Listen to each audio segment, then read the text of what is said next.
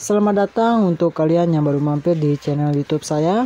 Jadi kali ini saya akan mereview sebuah film yang berjudul Ajoshi 2010. Jadi film ini berkisahkan tentang seorang pria misterius yang tinggal di sebuah apartemen dan ia mempunyai seorang teman gadis kecil yang sering datang mengunjungi rumahnya dan makan bersama dengannya. Jadi kebanyakan orang di kawasan itu yang tinggal menganggap jika laki-laki itu adalah orang yang jahat dan juga kriminal karena dia tidak banyak bicara dan tidak bergaul dengan orang-orang yang berada di lingkungan sekitar. Hingga pada suatu hari ada sebuah kejadian yang satu persatu tentang si pria ini mulai terlihat. Jadi langsung saja kita saksikan, ini dia alur film dari Ajoshi 2010. Jadi film ini berawal dari seorang pria yang mengelola tempat pegadaian yakni Cha Tae-sik. Ia juga tertutup dengan lingkungan di sekitarnya, sementara itu ia hanya bergaul dengan gadis kecil yang bernama Somi. Jadi si Somi ini adalah seorang gadis yang tinggal dekat dengan toko pegadaian yang dimiliki oleh si Cha Tae-sik. Dan Somi ini mempunyai seorang ibu yang bekerja sebagai wanita malam di sebuah klub. Jadi si Tae-sik ini sering main ke rumah si Somi saat ibunya yakni Hyo-jeong sedang berkencan dengan pacarnya ataupun sedang bekerja. Kemudian di tempat lain ada seorang laki-laki dan ia bernama Man Seok yang sedang dimarahi dan dihajar oleh bosnya dikarenakan dia menghilangkan ganja tipe heroin yang dititipkan pada anak buahnya si Man Seok. Dan itu membuat bosnya menjadi marah, bahkan menampar hingga si Man Seok ini berdarah. Dan setelah kejadian itu Man Seok menghubungi adiknya yang bernama Jang Seok dan menceritakan tentang apa yang barusan dia alami. Dan mereka pun mulai mencari siapa pelaku yang telah mencuri heroin itu. Kemudian beberapa hari berikutnya, ibunya si Somi, Hye-jeong, menggadaikan sebuah tas dan kamera di toko si Tae-sik. Dan ibunya si Somi ini berjanji akan mengambil kembali tas itu pada beberapa hari ke depan. Tae-sik ternyata tidak menyadari bahwa di dalam tas itu ada heroin yang Hye-jeong curi dari klub malam. Hingga pada malam berikutnya juga, jadi para mafia ganja ini mendatangi rumah Hye-jeong dan menanyakan tentang heroin itu sambil menyiksa si Hye-jeong. Tak lama kemudian Somi pun pulang ke rumahnya dan melihat ibunya sedang disiksa, dan Somi juga ditangkap oleh mereka dan dibawa ke dalam mobil.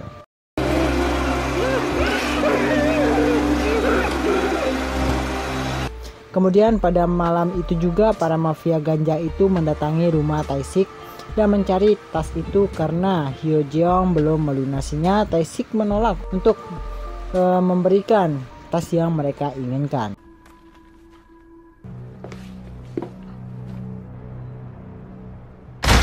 여기 상황이 좀 골 때리게 됐네. Hingga anak buah yang diutus oleh si Man Seok dan Jang Seok ini memberikan sebuah handphone dan menyuruh Tae-sik untuk berbicara dengan atasan mereka. Dan saat si Tae-sik mendengarkan handphone itu, ternyata si Somi dan ibunya sedang disekap. Kemudian Tae-sik pun memberikan tas itu. Lalu dalam keadaan itu Somi dan ibunya dibawa pergi oleh mereka. Dan disinilah perjalanan seorang Tae-sik dimulai.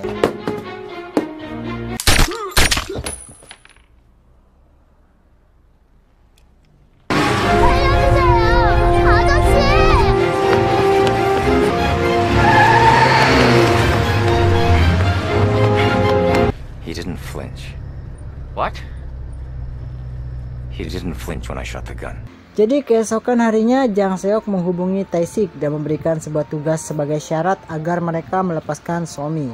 Dan Jang Seok menyuruh Tae-sik ke tempat parkir dan mencari mobil dengan nomor polisi 4955. Kemudian Tae-sik mengikuti instruksi dari si Jang Seok, dan setelah itu Tae-sik diarahkan menuju ke sebuah wilayah di mana ada sebuah mesin mainan anak-anak dan mengambil sebuah mainan yang di dalam mainan itu ternyata ada sebuah ganja, dan menyuruh si Tae-sik ini mengantarnya ke suatu tempat. Sesampainya Tae-sik di tempat itu, Tae-sik yang hanya menjalankan tugas untuk mengantarkan paket itu, dia tiba-tiba mendapatkan kekerasan. Ternyata Jang dan Man sudah merencanakan semuanya agar mereka tertangkap dan dimasukkan ke dalam penjara pada hari itu. Dan tak lama kemudian kepolisian pun mendatangi tempat itu dan terjadilah aksi kejar-kejaran antara polisi dengan mafia narkoba di tempat itu. Kemudian tanpa disadari oleh Tae-sik, ternyata di bagian bagasi belakang mobil yang dia bawa ada seorang mayat perempuan yang dimana mayat itu sudah dalam keadaan telanjang dan organ tubuhnya telah diambil. Bahkan kornea matanya pun telah dicopot. Jadi wanita itu adalah ibu si Somi, yaitu si Hyo Jeong. Dan karena kejadian itu, Tae-sik ini pun ditangkap oleh pihak kepolisian dengan kasus pembunuhan serta penyelundupan narkoba. Dan di tempat yang lain, Somi ternyata telah diberikan pada sebuah tempat penampungan anak dan dipekerjakan sebagai kurir pengantar narkoba. Dan saat mereka jatuh sakit dan akan meninggal, maka organ tubuh anak-anak itu akan diambil oleh mereka dan dijual. Jadi saat si Tae-sik berada di kantor polisi, beberapa polisi pergi ke tempat kediaman Tae-sik dan memeriksa rumah Tae-sik. Namun karena Tae-sik mengetahui akan hal itu, maka Tae-sik menggunakan peluang itu untuk kabur dari kantor polisi, dan Tae-sik pun melumpuhkan beberapa penjaga yang ada di kantor polisi itu. Dengan sangat rapinya, hanya dengan durasi 10 menit Tae-sik bisa pergi dari tempat itu dengan sangat rapinya. Saat polisi yang dari rumah Tae-sik telah kembali ke kantor polisi, mereka pun kaget karena melihat sudah banyak sekali teman-teman mereka yang terkapar yang telah dihajar oleh si Tae-sik. Karena pihak kepolisian pun penasaran dan menyaksikan langsung dari CCTV yang ada di tempat itu. Saat mereka melihat dari teknik perkelahiannya dan daya tahan tubuh si Tae-sik ini, mereka sadar jika si Tae-sik ini bukanlah orang yang biasa. Kemudian mereka pun mencari informasi catatan tentang si Tae-sik. Namun pada awalnya mereka ini tidak menemukan catatan si Tae-sik karena catatan si Tae-sik ini telah dikunci ataupun ditutup oleh pihak pemerintah yang ada di tempat itu. Namun atas permintaan ataupun permohonan dari kepala kepolisian kepada duta Amerika Serikat, akhirnya diberikanlah catatan daripada si Tae-sik ini. Dan mereka pun mendapatkan info tentang si Tae-sik yang dimana ternyata Tae-sik ini adalah seorang agen pasukan khusus di Komando Intelijen Militer Amerika Serikat. Dan dia mendapatkan banyak prestasi karena keberhasilannya menyelesaikan misi-misi yang ditugaskan oleh negara-negara yang telah ditujunya. Dan Tae-sik pada tahun 2003 mendapatkan penghargaan bintang 5 jasa militer, dan tiba-tiba Tae-sik memilih berhenti dari tugas militernya dan dia memilih mengasingkan diri, dan dikarenakan sebuah tragedi yang membuat istrinya yang sedang hamil muda dibunuh oleh sekelompok teroris.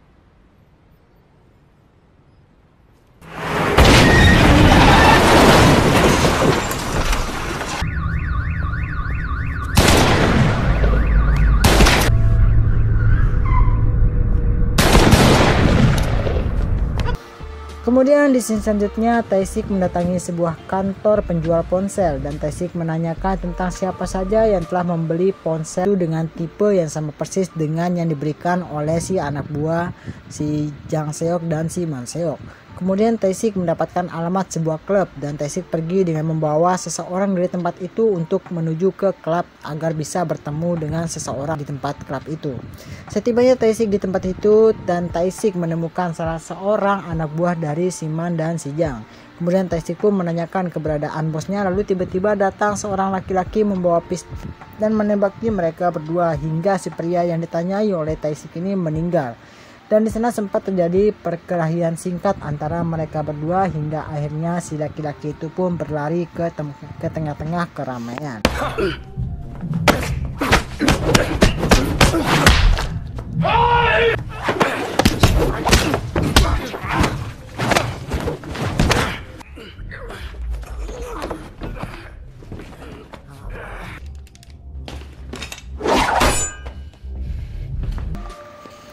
Dan setelah kejadian itu ternyata Jang dan Man berhasil pergi dari klub dan Tae-sik pun tidak mendapatkan info apa-apa lagi tentang keberadaan mereka.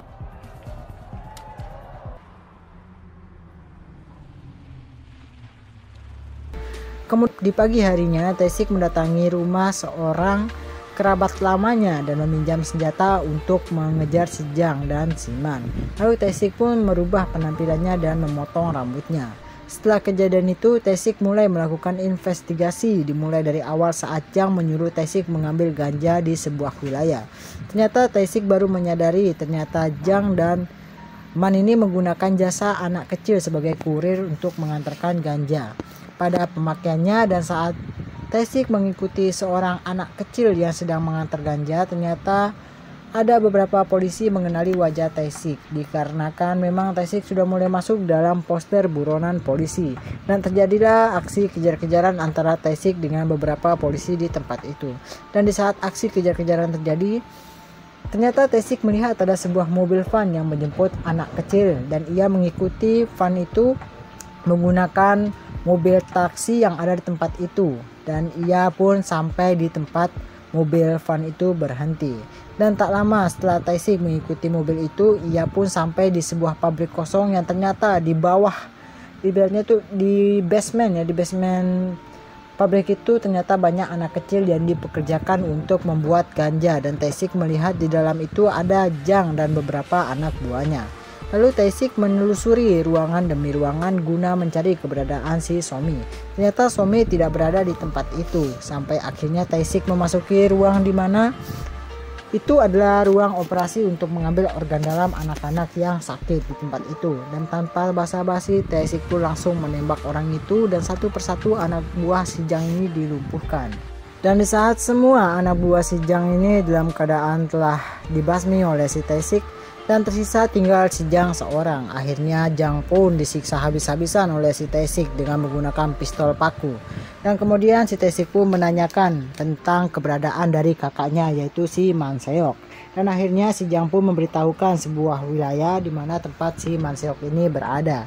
Dan hingga akhirnya si Tae-sik pun menggunakan telepon si Jang untuk menghubungi si Man dan mendengarkan bagaimana penderitaan adiknya di tangan si Tae-sik. Kemudian dalam penyiksaan itu pun akhirnya Tae-sik menghubungi Man ini dan berkata untuk melepaskan si Somi agar ia bisa selamat. Karena Man tidak merespon permintaan dari si Tae-sik, akhirnya Tae-sik meledakkan tempat pembuatan ganja itu berserta dengan si Jang dan anak buahnya, dan melepaskan anak-anak yang ada di tempat itu.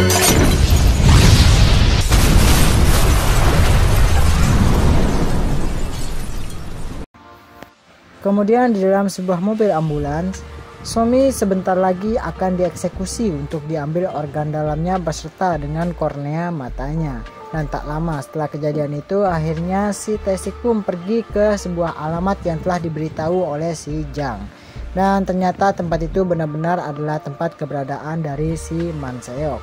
Kemudian saat datangnya si Tae-sik, terjadilah di sana sebuah pertempuran. Ternyata si Man ini telah memberikan sebuah kornea mata yang dimana katanya jika itu adalah kornea mata daripada si Somi. Dan semua kejadian itu membuat si Tae-sik menjadi marah beserta dia pun menangis di tempat itu. Dan di sana terjadilah aksi pertarungan, bahkan tembak-tembakan jadi antara satu melawan semua.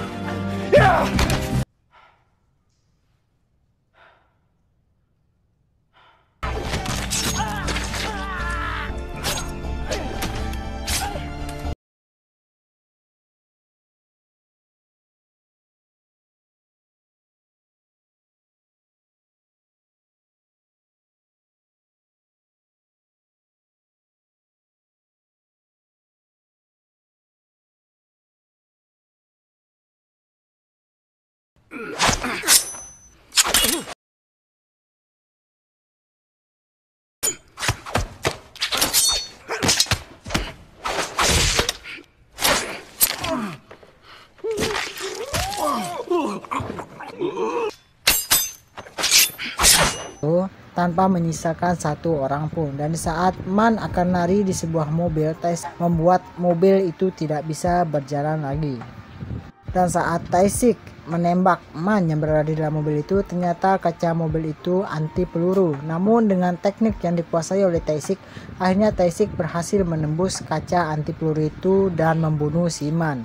Dan pada akhir scene film ini, Tae-sik yang sudah dalam keadaan putus asa karena Somi telah meninggal, tiba-tiba terdengarlah suara Somi yang sedang menangis.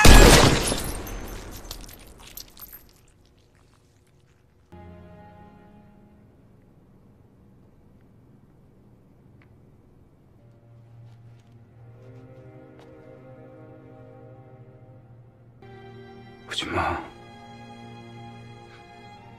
비 묻어. 아저씨가 저 구하러 온 거. Dan berjalan menuju ke arah Tae-sik, dan ternyata Somi tidak terbunuh oleh orang itu. Ternyata seorang laki-laki yang terakhir bertarung dengan si Tae-sik ini yang telah membunuh dokter itu dan mengambil kornea mata dokter itu sebagai pengganti mata si Somi.